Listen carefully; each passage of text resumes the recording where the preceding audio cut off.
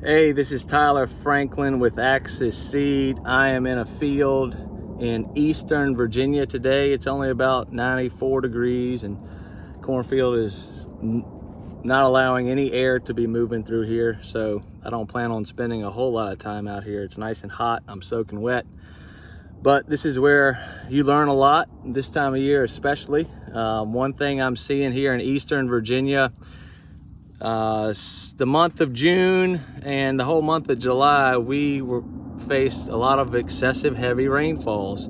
Our rains now are coming in 2 or 3 inch downpours. We're not getting, an inch over the course of 12 hours. We're getting a thunderstorm that dumps a boatload of water on us all at once. And we've been getting those rains here in the eastern part of the state since really the middle of June. And I'm seeing a lot more kernel disease and ear diseases showing up in susceptible varieties. And I'm in a test plot in between a couple different varieties here, and I'm looking at the resistance between varieties from one another.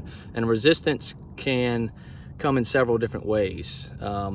Resisting a disease infection is one way that a plant can fight off disease, is resisting it altogether, or it can resist the spread of the disease. So the infection can occur and the plant fights off the spread of the disease. And sometimes it's other physical characteristics of the plant that contribute to the disease. So when we're talking about ear rots or kernel damage, sometimes it's husk coverage or the ear shank. If it's short, the ear sticks straight up. If that ear shank is long, the ear is going to want to hang down. If you've got a short husk and a short shank, meaning the ear is sticking straight up, you're going to allow a lot of water inside that husk, and it's going to sit there and harbor diseases. So not only does the plant resist disease in different ways, but the plant characteristics really change how diseases can infect the plant from the beginning. So just to show you two differences, these two hybrids are early maturity. This was no-till, planted into double crop soybean ground. So last year it was wheat, then they planted double crop beans, and then spring they planted corn. A lot of fodder here on the ground. Great place to harbor disease. This corn did receive a fungicide at pollination. Might not have been perfect, but it was during pollination that it occurred. But there's probably some of these varieties out here have 25% kernel damage and some don't have any. So there'll be a big difference in grain quality, test weight, and yield. So the hybrid here on the left, you can see has a very upright ear. It's a short shank. You see the kernel damage that I'm talking about. That infection is still hurting that kernel. Once it, we're just reaching dent here. So you can see the infection occurred. That kernel is not going to weigh what an uninfected kernel will. This right here, that hole right there is stink bug damage.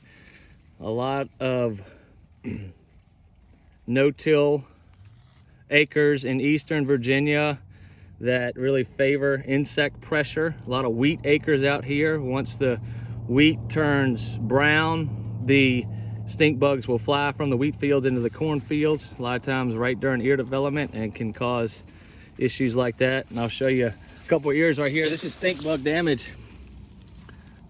The stink bug fed on this ear right here, which caused an abnormal ear formation, and the husk didn't even fully cover the ear, and it's got that curve to it, which this ear probably won't weigh anything hardly. Half the kernels are going to be damaged, but that was triggered by stink bug. Here's another ear. You can see he stung it right here and right there. This plant might have been a little bit further along when the stink bug fed on it, whereas this one is severely damaged. Stink bug damage here in eastern Virginia, I've seen 30% damaged ears in the worst case, but every single year in no-till conditions, I'm finding 10 to 12% on average. That is only going to contribute to kernel damage and poor grain quality. So I'm seeing some of that out here, but what I'm showing you right now is characteristic differences between hybrids, not related to stink bugs. So you can see this hybrid here, it's probably got 15% damaged kernels.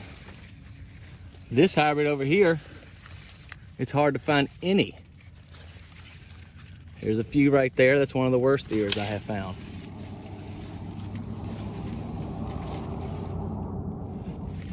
So this particular season really favors hybrid on the right side that I just looked at, compared to the kernel damage on this hybrid on the left.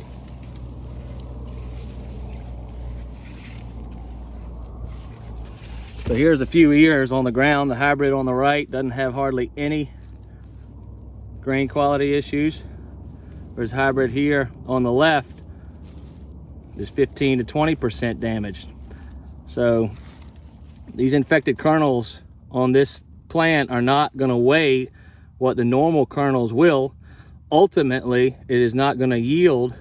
It won't have the bushels per acre because it's not going to have the pounds per acre that this one will. So just something, a variable as simple as husk coverage, disease resistance is going to make a big difference this year, especially here in the northern neck between these two hybrids. Call me if you have any questions.